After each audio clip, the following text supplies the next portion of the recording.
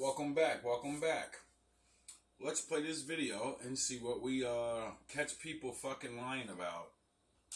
Thanks for being here. It's a delight to be here and share this stuff. Absolutely. So this telescope has been called our golden eye in the sky.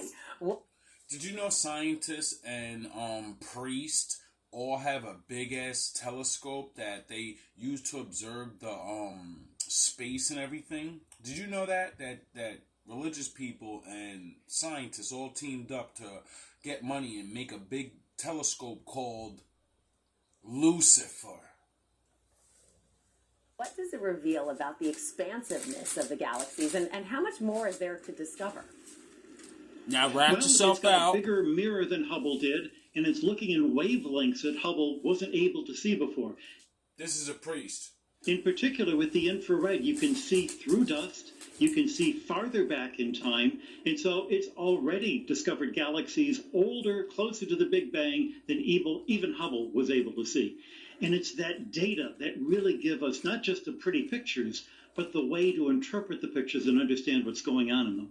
Just amazing. So everybody's wondering, can these images actually prove God's existence? Of course not. God is not something you prove. God is something that you accept. Remember he said that. To see. And it's that data that really give us not just the pretty pictures, but the way to interpret the pictures and understand what's going on in them. Just amazing. So everybody's wondering, can these images actually prove God's existence? Of course not. God is not something you prove. The Bible literally says, if you speak about things, you have to prove it. Prove all things. What the fuck are you talking about? That's why he said do science and figure shit out. So, this guy's really old. And he's up there. He's legit. Seems he doesn't know the law or reality of the Bible. And why would you name your telescope Lucifer? Then, if you believe in the Bible like he says, the Bible says there's no such thing as outer space. So what the fuck are you looking at? What the fuck are you looking at? What did it say is in that goddamn firmament? And why the fuck ain't you talking about that? How come you're talking about going to space and all this other shit, but you believe in the Bible? God is something that you accept on faith, and with your faith in God, then you have the courage to ask. Amunna. That means faith. And when you go look up what that fucking word means in Hebrew, you're going to find out faith is action. Faith is not believing a motherfucking thing. Faith is action. If you don't have, oh yeah, I think that's my greatest lesson. Get the fuck up and do things.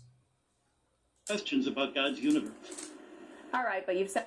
Oh yeah, what's that saying? If you want to find out, you're going to fuck around. If you don't fuck around, you're never going to find out. So you mean to tell me that saying goes with the Bible? You know, prove all things, but this fucking guy doesn't know that? Yeah, sure. The universe is logical and beautiful. What do these images show us about God's creation and everything he set into motion? Well, you know, our basic story of creation, Genesis 1, started with a cosmology that was 2,500 years old, a flat Earth. But what Genesis adds...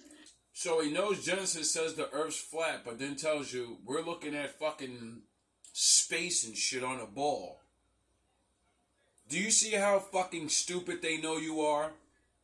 Do you see how much they know you don't read the book and lie right in your fucking faces? Is the thought that God deliberately made the universe as orderly as day follows night, in a way that any one of us can understand, and the pinnacle of creation in general. Oh, so he said the Lord made his knowledge easy to understand to prove that he's real. It's not fucking hard. Oh, but he sure is making it fucking hard, isn't he? Because, you know, he doesn't have to prove nothing. Genesis was the seventh day, was the Sabbath, was the day when we get to stop worrying about what are we going to eat for lunch and instead think about this creation and the God who made it. And that's just an extension of what we're doing with the... All right, if my father said chill on the seventh day and, you know, think about me, what the fuck do you think people would eventually start talking about? Is he real? How do we know he's real? Well, let's look at the book. Let's look at the things he said, and let's see if this is the shit that we're living in. With the Webb telescope. Right. Now, the Vatican's observatory began in 1582. How do advancements in science like these prove that science and faith in God can coexist? Well, science began at the universities, the medieval universities, where people like Thomas Aquinas and St. Albert the Great were able to first ask questions about God's universe, because it is the church and its faith in a creator God that gives our culture the excuse to do science. What's more, you'll find... Why do you need an excuse to do science when the Lord said, fucking prove all things? That means you have to do science. So you seem really confused. That all through the history of science, the great scientists have generally been people of deep faith. The Big Bang excuse to do science. What's more, you'll find that all through the history of science, the great scientists have generally been people of deep faith. The Big I knew that. Bang that we're illustrating with the Webb telescope was devised by a diocesan priest, Georges Lemaitre from Belgium. How the fuck does this guy believe in the Big Bang and God? And the idea that you have to somehow be an atheist to be doing science, that's a lie. The history is just that it's not true, including the dozen of us, all Jesuit priests and brothers, here at the Vatican Observatory. Oh, really? President Trump, who attended Fordham, a Jesuit university, came face-to-face today with the first Jesuit pope. The rest is history, witnessed by Major Garrett. President Trump spent 30 minutes with Pope Francis at the Vatican and introduced him to First Lady Melania and daughter Ivanka. And I'll leave it at that. I'm mixed up in something big. We accept the reality with which we're presented. I was thinking about this. It was 50 years ago when I was a student at MIT, first beginning to study planetary sciences. And if I had known then how much we'd learn in 50 years, I would have been amazed. Yeah. I only wish I could be around for the next 50 years. I don't think my father's going to let that happen.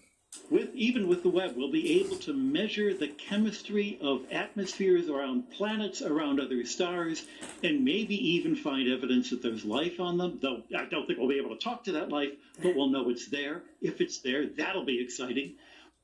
Okay, so we got a priest saying, we're going to go find things.